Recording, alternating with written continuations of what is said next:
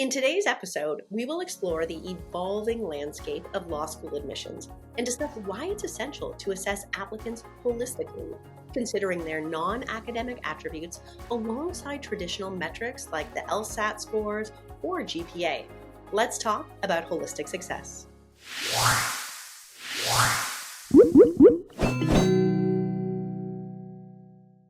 Joining me today is Jenna Downey, a holistic success advisor at Acuity Insight. Jenna brings invaluable expertise from her time as an admissions professional at Dalhousie University in Halifax, Canada, where she played a key role transforming their admissions process, leading the integration of a more holistic approach. Welcome, Jenna. Thanks, Kelly. Excited to be here.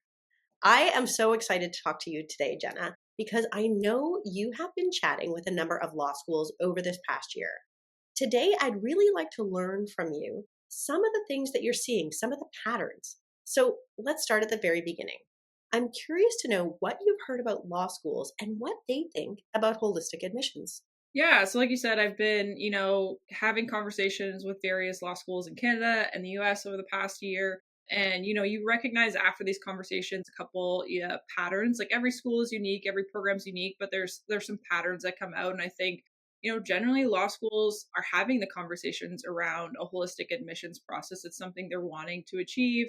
They do see value in insight into candidates' non-academic strengths and how that impacts not only their success in the program, but ultimately the profession. I know a lot of people talk about, law school is not only an educational experience, it's the gateway into a professional, designation and a career. And so obviously as admissions in law school, we all know that it's very competitive. They're getting, a lot of programs are getting thousands of applicants. But even for the smaller programs, they're still getting a high volume compared to what they're admitting every year. And so most folks are looking for a solution that's, reliable, fair, but most importantly, efficient, right? When you have that high applicant volume, even if you do want to achieve a more holistic process, you need something and a tools or different metrics that can be efficient and allow you to look at that high volume of applicants. So you're giving every applicant a fair chance to get into the program as well. So those are kind of the similarities, but I think generally, like most folks I've talked to are open and interested in learning more about holistic admissions generally, and then what we can do to help them with that. When you talk about applicant volume, it sounds like there's a lot of overlap with what we traditionally think of in medicine. Not only are they both gateways to professional designations, but in terms of the high level of competition and just total number of applicants that they're dealing with, just the sheer number and volume. And, but there's some differences in resources maybe. I know you've also, in your role as a holistic admissions advisor, talked to a lot of medical schools as well. Can you tell everyone here why medical schools have done more of a shift towards situational judgment test or SJTs as part of their admissions process even years ago? An important parallel that almost came up naturally as I'm having these conversations with law schools.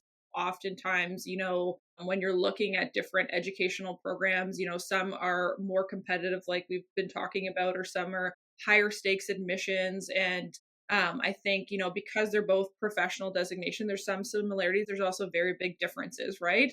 But when we think about why medical schools made the transition, similarities include like that large applicant pool, the desire to have a more holistic evaluation process.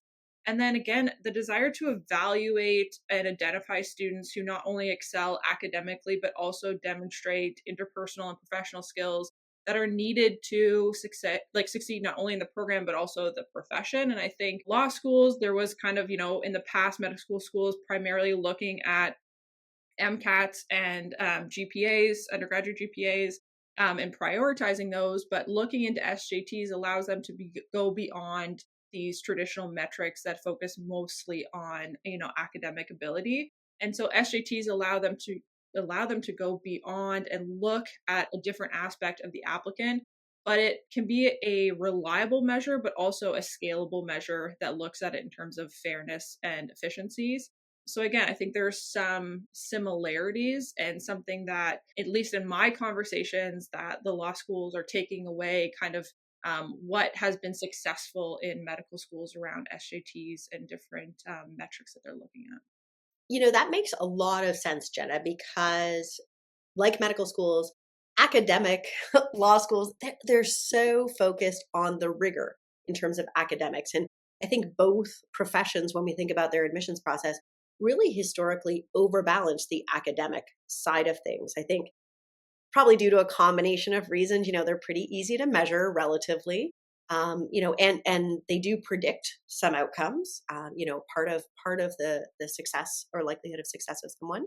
But there's also been this strive to be, the most competitive or demonstrate, how good they are as a school by higher academic cutoffs. And some of the things that we see is that that's changing a little bit with how the world is changing. If we think about AI or other things, AI is really changing the nature of the skills we're looking for in the workforce and in our future leaders of tomorrow. We need things like that resiliency, the communication, teamwork skills, other things really are starting to come to the forefront that are uniquely defining people. And it feels like that's true in law school as well. We're never going to lose the importance of the academics fully, but there's going to be this other side, these other pieces that are become important, both within law school, but also to their likelihood of success as a future professional. Do you think the combination of, say, LSAT, GPA, and a situational judgment test like Casper can help law schools identify better applicants for their programs? Yeah, I think you're right. I think as other programs like what medical schools have gone through in the past, law schools are going through the same kind of identifying that they need to, evolve as the profession evolves, as the demand on the professionals to evolve as well. I think there's lots of questions around what are those professional competencies that students need to have not only to get through the rigor, professional qualities to get through the rigor of the actual program, but then also the profession, what leads to success, in terms of obviously passing the bar exam, but also success in terms of the professional experience of that graduate as well.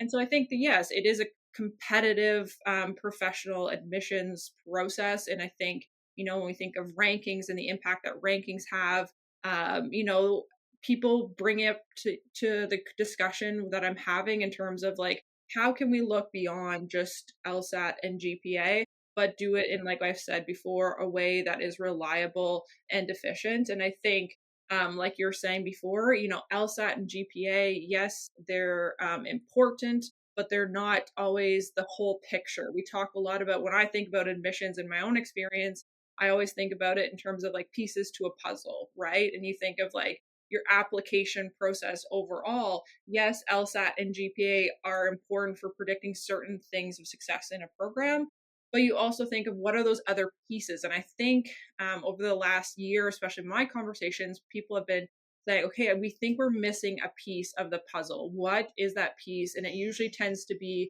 non-cognitive, non-academic abilities, things that tie to the practice of the legal profession, the practice of the actual professional after the program as well, but also what helps students get through a rigorous academic program. You think of adaptability, motivation, grit and resilience and all those kinds of things. And so think of the puzzle of your admissions, adding in something like a situational judgment test can give you additional information, and it's another piece of that puzzle. Same with things along with personal statements and resumes and reference letters and things like that. These are all pieces to the puzzle. And so I think a lot of times when I'm talking to law schools, it's about looking at their current pieces to their puzzle and saying, how could they adjust slightly to help them improve that process overall? And I think, again, it goes back to, wanting additional insight into their applicants so that they're making sure that they're bringing in not only those that can achieve academic success in the program, but also have this additional piece that's important for their success in the profession as well. I know for myself, Kelly, for you as the co-creator of Casper, which is obviously a situational judgment test, I'm curious your thoughts on, as the co-creator, the importance of professional skills generally in legal education. Obviously, you've experienced in the past how SJTs have been picked up in medical education and used quite successfully. I'm just like curious how you see potentially law schools adapting their admissions process to go beyond, the traditional metrics around LSATs and GPAs to look into something like a situational judgment test. Yeah, thanks for turning me into the hot seat, Jenna. Yeah. I think, one of the things that I would think of is an article that you shared from the Minnesota Law Review back in 2022, and we'll put the link in the article, which really talks about the time that law programs have to review the data that they have on each applicant. And that really made me think. I think they said most file reviews last between 5 to 15 minutes. And the way that they assess other factors outside of grade point average or work experience or things like that really are impressionistic. And what that means is that you're not actually using that data. So even if, you're trying to count it into the factor, and you might give somebody like a little boost up or something, but it's actually not influencing your decision.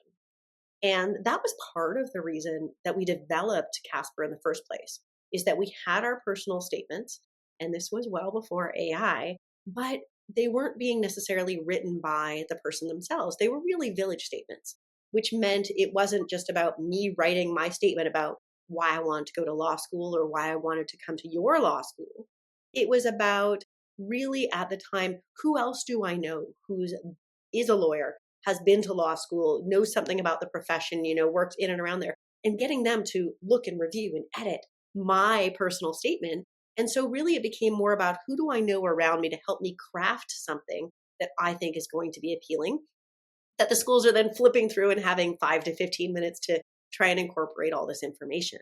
And so, what we found when we did this for medicine is that it wasn't predictive. It didn't tell us anything about how that person was going to perform later on, which made sense because it wasn't just about them. And second, it actually wasn't really reliable. So we couldn't really measure them. There was bias that was coming into them, unintentional. And so we really wanted to find another way. And I think law schools, are also data driven. They want to make sure that they're doing things that are defensible, Mhm. that they're thinking about doing it, that's something that's fair for all applicants who are applying. And that's where I think the SJT will start to have some appeal to them. Schools are looking at things like much more structured interviews to try and assess candidates, but those are very, very resource intensive. When we think about the thousands of applicants who apply to law schools, we can't interview them all. And that's where Casper is meant to come in, very much like in medical schools. It's meant to be used early on in the process, right at the same time you're looking at their LSAT or their GPA. Maybe you're coming up with a weighted formula to combine them. Maybe you're using, and that's something that you can do in that 5 to 15 minutes of review. And then also look if there's anything else from your mission, et cetera, that you want to include in your assessment of them. Then you bring them in for interviews. Schools then can use, again, those data points again later on in combination. But what it does is it really starts to add more data points or more pixels to get a clearer image of who that applicant is. And most importantly, how they're going to perform later on, because law schools are just like every other professional program. Not only do they care about getting right people in, but they want them to be through, and importantly, they really want them to be successful at the end. So, what's really cool, I think, that we're starting to see across professional programs, and this includes law schools, is that we want to identify those who have future potential for success. And that just means not just their academic success, are they going to have good grades in their, school training, but actually, what are the other things that are going to predict their success? And that's where we have to turn to these non academic, or as we like to call them, durable skills, to really get that more fulsome picture of who they are. Yeah, and I think this goes back to like a lot of the conversations that I've had with law schools and aligns with them. I also personally always take, like the student perspective as well, like thinking of it from like the applicant perspective and the potential benefit that applicants get from an SJT like Casper to be able to showcase skill sets that they have beyond the academic. A lot of times talk when I was in like admissions and recruitment, more that lens of like self-selecting out potentially or not thinking you're good enough for a certain program. And so I often think of like SJTs as also an additional option for the applicant to showcase themselves to the program, right? So there's that applicant side as well. I think, as I have these conversations, especially law being newer to situational judgment tests and exploring the concepts around SJTs and something like Casper, I'm just like curious in terms of, when we were first starting out Casper in medical education, is there anything you learned about, the first few schools coming on board that maybe had concerns about integrating an SJT into their process? Absolutely. First of all, I just want to echo what you said about the applicants because I think that is right at the root of why we want to do this. Is finding, we always talk about what about if we miss people? We don't want Yeah. to miss those potential stars, those potential people. And I think that's what this can help you do is find people who you might miss with just that one lens of their academics. Mhm. To your adoption question, there is always hesitation when you're introducing something new. And I think that's always true. You and I both worked in academia. It's everything is reviewed. We need to make sure that we're doing things right because we really want to make sure that we've got a good and fair process for the program, but also, as you say, for the applicants. And I think that's why there's this really high importance put on the data driven nature of Casper or of any other tool you want to bring in. You need to ensure that it's reliable, that it's fair for all applicants, and that it's really supported by evidence, that it's telling you something, adding data to that picture of your applicants, adding pixels or more information. So you want it to be telling you something different than the data points that you already have and something that meaningfully adds to helping you understand who might need more support or who's going to be a rock star in your program. And that's really why with Casper, we've looked at doing strong research based studies, including validation studies looking at outcomes. And so showing how SJTs have worked successfully in medical admissions all the way through to predicting their future performance really helps to build that credibility and trust amongst those who are involved in making decisions, but also to help the applicant understand, if they're doing another assessment, why this actually helps and why it adds information that is valuable about them to the program. Yeah, and I think it goes back to, programs want the students that they bring into the program to be successful in this. And this is a tool that not only can help you identify those students like you're talking about that can be rock stars and things like that in the program, but then can also identify students in terms of like how you're going to support them at the beginning. We think of like first year law success is a big indicator of how they're going to be successful down the road at the end of law school and then in the profession. So again, having another identifier of where students are at in their skill sets across not only academics but non-academics as well can be important to like how you support that student through that first year, especially that first year in terms of success in the program as well. I think, going back to maybe closing out on the topic that we started with around holistic success, I'm just like curious in terms of like your experience with SJTs and Casper in medical schools, but other different domains as well, is how do you see, potentially Casper playing a role in the evolution as we see law schools, but also the legal profession start to grapple with how things are changing and how these non-academic skill sets are becoming even more valuable to the profession overall. Absolutely. So I think what's interesting is Casper and assessments broadly, reliable, defensible assessments of these non-academic skills becomes more important as programs recognize the value and importance of these all through somebody's lifespan. And the reality is that when we assess something, we're placing value on it. So we're telling the applicants and we're stating within our program, this is something that's really, really important. And so as the industry is starting to demand law school graduates who are more prepared with communication, leadership, ethical decision making, resiliency, critical thinking, all of those pieces, we will start to see that sort of push and that need to not only help support that in program, but also bring in folks who have those strengths. And a recent study from Bloomberg Law, that which we'll link as well, highlighted the skills gaps in law school preparedness. And I think holistic admissions can start to evolve how we're going to address those gaps, how we're going to ensure that we're really helping to prepare a workforce who's ready for, what lawyers are going to have to do and what the entire legal profession is going to have to do in years to come. So, Jenna, I will just wrap by thanking you so much for starting this conversation and really sharing your insights with us from a fantastic discussion today. So, thank you, Jenna. I appreciate it. And thank you for letting me also get a couple questions to you, because I think, in terms of your background and experience, I think it's really valuable for the schools to, as they're, exploring SJTs, something like Casper. So I appreciate that as well. Oh, it's been a lot of fun. And to all of you, thank you so much for watching and listening. If you haven't subscribed to our show already, please do so and share this episode with any colleagues who might find it useful. And with that, we'll catch you in the next episode.